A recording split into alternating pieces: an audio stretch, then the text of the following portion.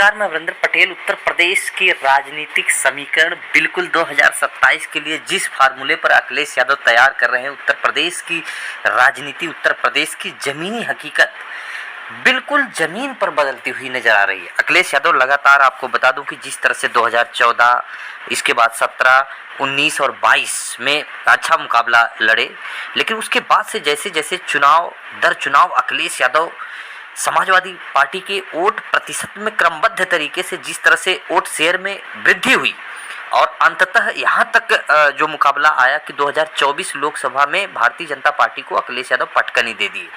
पटकनी देने का एक ही स्वरूप है। अखिलेश यादव लगातार जो है कि जो पीडीए समाज का वोट है उसमें पकड़, उसमें मजबूत करते हुए रहे और लगातार उस पर बहुत जमीनी स्तर से अपने कार्यकर्ताओं, समर्थकों और जो संगठन है उसको लेकर निश्चित तौर पर जमीन पर कार्य किए और टिकट वितरण में भी इसका फार्मूला दिखाए।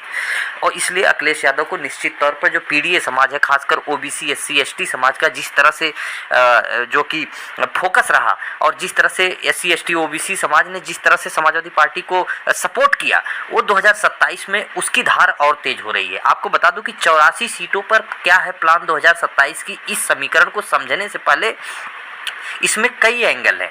एक तरफ जो सामान्य सीटें हैं, आपको मैं पहले स्पष्ट कर दूं, जो आंतरिक चीजें निकल के आ रही है, जिस तरह से अखिलेश यादव 2027 का टिकट वितरण की प्रक्रिया सेट कर दिए हैं, बिल्कुल अंदर खाने सारी मैनेजमेंट, सारा जो समीकरण है बिल्कुल अखिलेश यादव समाजवादी पार्टी ने सेट करके उस पर रख दी है। सबसे पहला है कि बहुत सारी सीटों पर, लगभग 90% सामान्य सीटों पर अखिलेश यादव दलित समाज के कद्दावर और जो सामाजिक संरचना के ढांचे में फिट बैठता हो, जिसकी शानदार लोकप्रियता हो, सामान्य सीटों पर अखिलेश यादव निश्चित तौर पर दलित उम्मीदवार उतारने जा रहे हैं। ये 90% सामान्य सीटों पर, उत्तर प्रदेश में जितनी भी सामान्य सीटें हैं उन सामान्य सीटों के 90% सामान्य सीटों पर अखिलेश यादव दलित समाज के उम्मीदवार को उतारकर जो संदेश देंगे वो तो देंगे ही देंगे, साथ में 84 आरक्षित सीटें, जो 84, 84 लगभग आसपास जो है कि उत्तर प्रदेश में विधानसभा की 84 ऐसी सीटें हैं जो कि रिजर्व सीटें हैं, जो दलित समाज, ओबीसी, एससी, जो एससी एसटी समाज के लोगों को टिकट वहां पर दिया जा सकता है। दो आदिवासी सीटें हैं।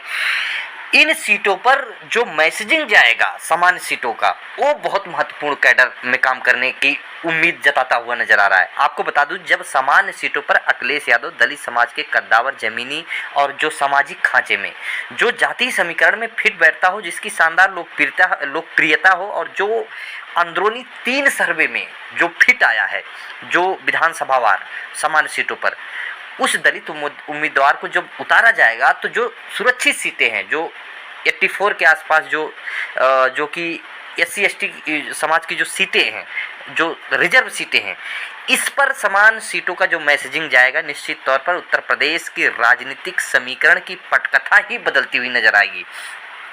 लगातार अखिलेश यादव जो फार्मूले पर काम कर रहे हैं, 2027 का जो समीकरण है, आपको बता दूं कि सपा 2027 में जो कि लोकसभा वाला फार्मूला को और बारीकी से दोहराने जा रही है। समान सीटों पर 80 उम्मीदवार उतारेगी, नहीं काटेगी विधायकों के टिकट। आपको बता दूं कि यूपी विधानसभा चुनाव 2027 जल्द कराए जाने की सुगबुगाहट भी है और समाजवादी पार्टी तैयारियां तेज कर दी है। सूत्रों के मुताबिक सपा ने उम्मीदवारों का एक लिस्ट तैयार कर ली है, दूसरी पर काम चल रहा है। पहली लिस्ट तैयार हो गई, आपको मैं एकदम सटीक जानकारी दे रहा हूँ। पहली लिस्ट मौजूदा विधायकों की है, जिसमें ज़्यादातर के टिकट रिपीट किए जाएंगे और कम लोगों को काटा जाएगा। दूसरी लिस्ट पर मंथन चल रहा है, इसमें सामान्य सीटों पर दलित उम्मीदवार उतारे जाने की भयंकर चर्चा है और इसी पर बहुत जबरदस्त वर्क भी चल रहा है। सुरक्षित सीटों को लेकर भी सपा इस बार बिल्कुल अलर्ट मूड में है, जो 84 सीटों का मैंने जिक्र किया था। सपा की निगाह पीडीए मतलब पिछड़ा दलित अल्पसंख्यक वोटों पर है, इसमें भी दलित वोट बैंक पर खास फोकस इस बार समाजवादी पार्टी के मुखिया लगा रखे हैं और इस पर ही वर्क चल रहा है।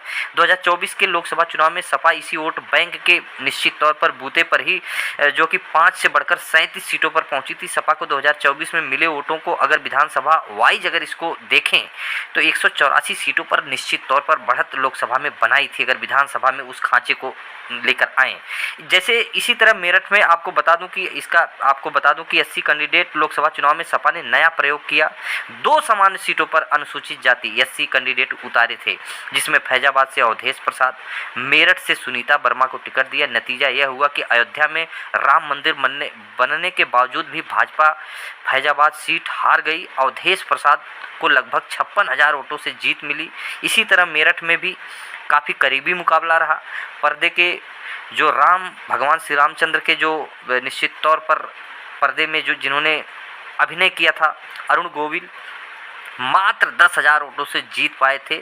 और मेरठ की 5 विधानसभा सीटों में 4 पर भाजपा पीछे रही थी।